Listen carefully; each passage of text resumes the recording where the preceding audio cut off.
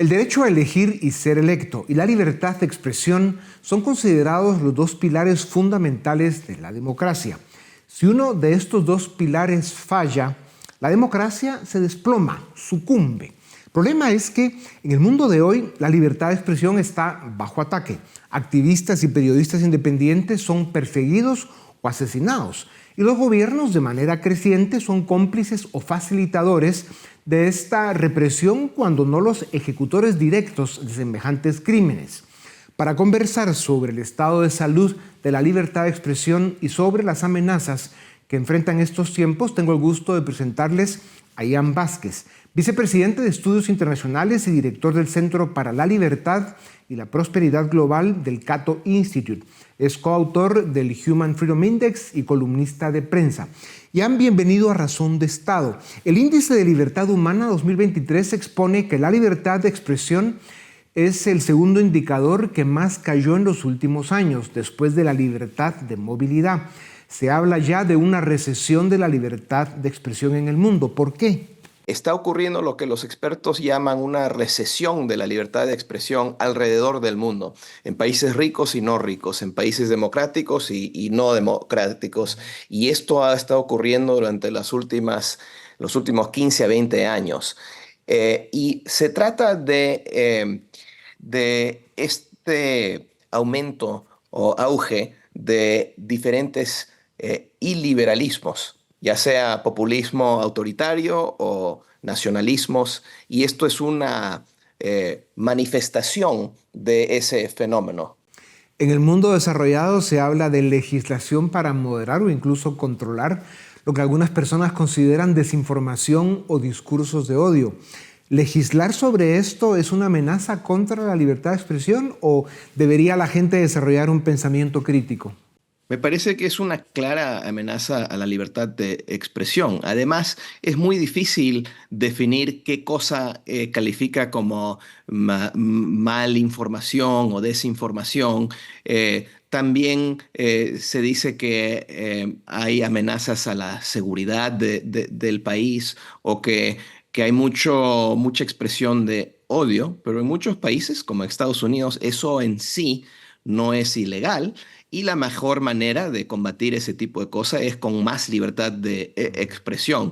Lo que es muy llamativo es que incluso en un país como Estados Unidos, los dos partidos quieren regular esas plataformas cada vez más.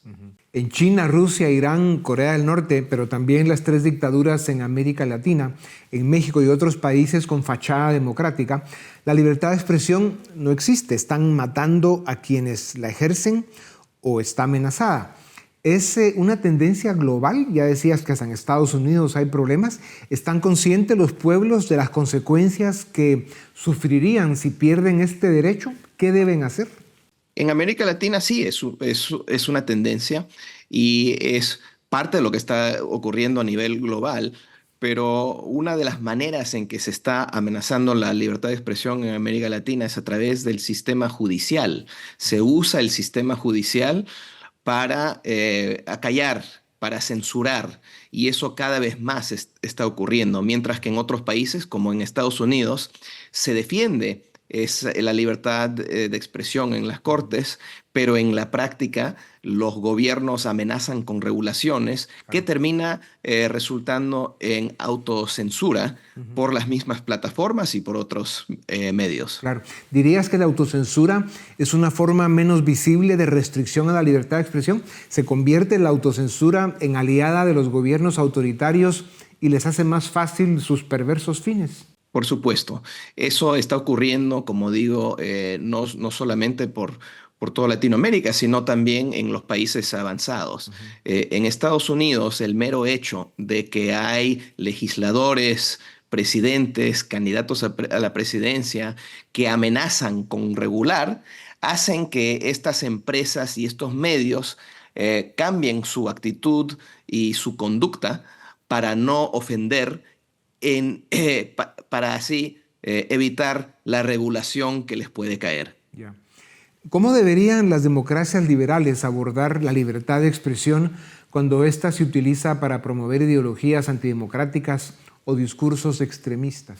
Yo creo que la jurisprudencia y la tradición que se ha desarrollado en Estados Unidos es un buen guía. Desafortunadamente, incluso acá nos estamos apartando de eso, pero es decir que hay que permitir la libertad de expresión incluso cuando puede ofender, siempre y cuando no resulta ser expresiones violentas que directamente causan o pueden causar la violencia.